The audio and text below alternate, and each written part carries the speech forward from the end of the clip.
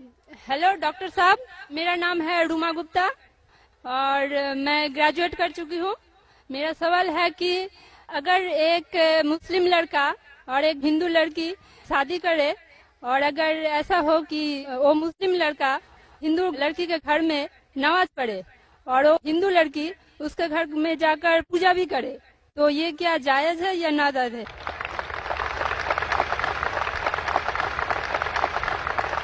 बहन का अच्छा सवाल है कि अगर एक मुसलमान लड़का हिंदू लड़की से शादी करता है तो क्या वो मुसलमान लड़का हिंदू के घर में जाके नमाज पढ़ सकता है और क्या वो लड़की मुसलमान के घर में पूजा कर सकती है? नहीं। सबसे पहले कुछ शराइत है हर चीज के। आप अगर गाड़ी रखेंगे और गाड़ी का एक पहिया रखेंगे, साइकिल का एक पहिया रखेंगे, ट्रैक्टर का, तो गाड़ी चलेंगी क्या? नहीं चलेगी। या चारों साइकिल कर दो या चारों ट्रैक्टर कर दो। इसीलिए कुरान की आयत है सूरह बकरा की सूरा नंबर 2 आयत नंबर 221 में अल्लाह ताला फरमाते हैं कि आप मुशरिका से शादी नहीं कर सकते जब तक वो ईमान न लाए। मतलब जो गैर मुस्लिम है और शिर्क कर रही है उससे आप शादी नहीं कर सकते जब तक वो ईमान ना लाए। और एक ईमान लाने वाली औरत चाहे कितनी भी बदसूरत हो वो एक मुशरिका से बेहतर है। और आगे आयत कहती है कि लड़कियां मुशरिक लड़के से शादी नहीं कर सकती जब तक वो ईमान ना लाए। एक मोमिन आदमी चाहे कितना भी बदसूरत हो वो बेहतर है बनिस्बत जो शिर्क करता है। इसकी वजह यह है कि इस्लाम में लिखा है कि अगर आप खुदा के अलावा किसी को और पूछते हैं, किसी और की इबादत करते हैं, ये सबसे बड़ा गुनाह है। और अल्लाह ताला फरमाते हैं सूरह निसा में सूरा नंबर 4 आयत नंबर 48 में और सूरा निसा सूरा नंबर 4 आयत नंबर 116 में कि अल्लाह सुब्हाना व तआला अगर चाहे तो कोई भी गुनाह को माफ कर सकता है लेकिन शिर्क को कभी नहीं माफ करेगा। अगर एक इंसान मुशरिक जैसा मर गया तो अल्लाह ताला कभी भी उसे माफ नहीं कर सकता, क्योंकि मुशरिक वो शख्स जो शिर्क करता है और ये सबसे बड़ा गुनाह है। क्योंकि हमारा खालिक, हमारा मालिक, हमारा ईश्वर, हमारा खुदा, हमारा भगवान, अगर हम उसको गाली देंगे, ये सबसे बड़ा गुनाह है। जिसने हमें जिंदगी दी, जिसने ये सारी चीजें हमें दी दुनिया में, अगर हम उसको गाली देंगे, उसके अलावा किसी और की इबादत करेंगे, ये शिर्क हुआ।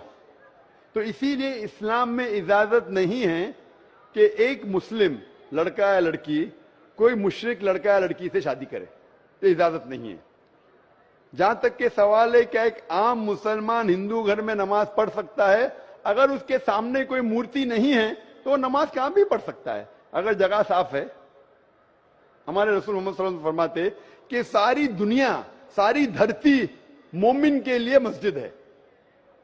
यानी सारी दुनिया आप कहां भी नमाज पढ़ सकते, देखना चाहिए कि साफ है, आप नमाज पढ़ सकते। तो ये आप जाके अगर हिंदू का घर में जाते हैं और वह साफ है, कोई मूर्ति आगे नहीं है, तो नमाज पढ़ने में कोई हर्ज नहीं है। जरूरी नहीं है कि आपको शादी करना चाहिए फिर आप नमाज पढ़ सकते।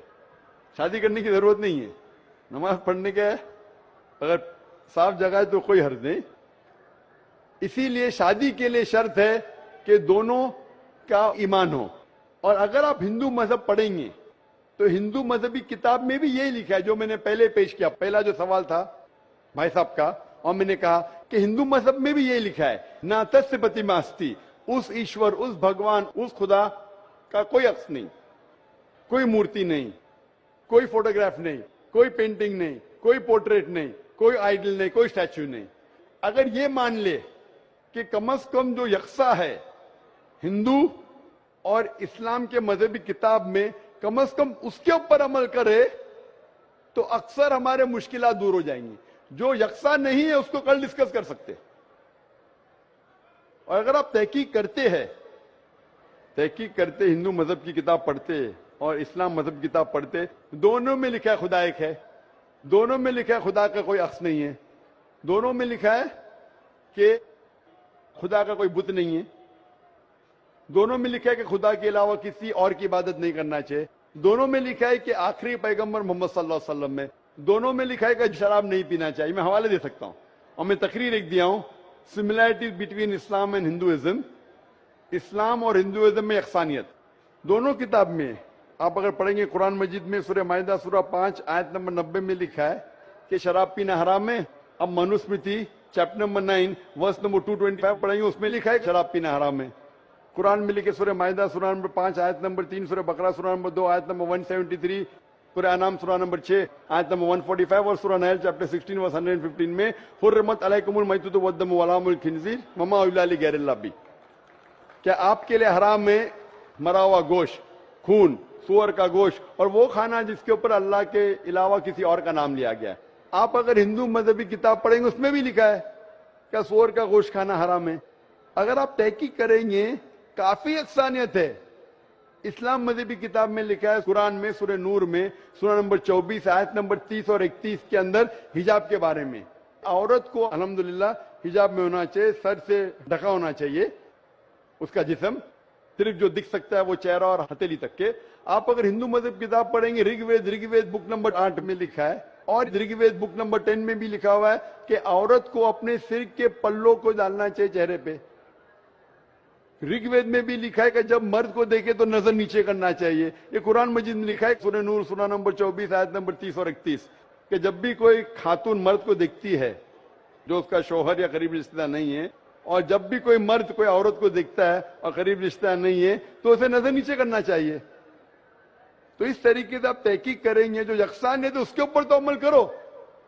تو یکسانیت ہندو اور اسلام مذہب میں جو مذہبی کتاب میں لکھا ہے, لیکن افسوس کی بات ہے کہ مذہب کے ٹھیکیدار یہ چیز کا ذکر ہی نہیں کرتے.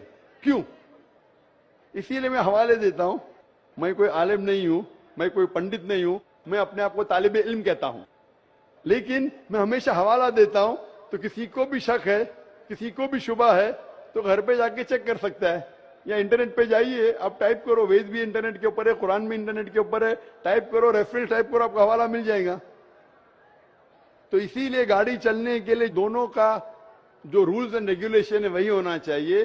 اسی لیے دونوں لوگ مومن ہونا ضروری ہے. ہوپ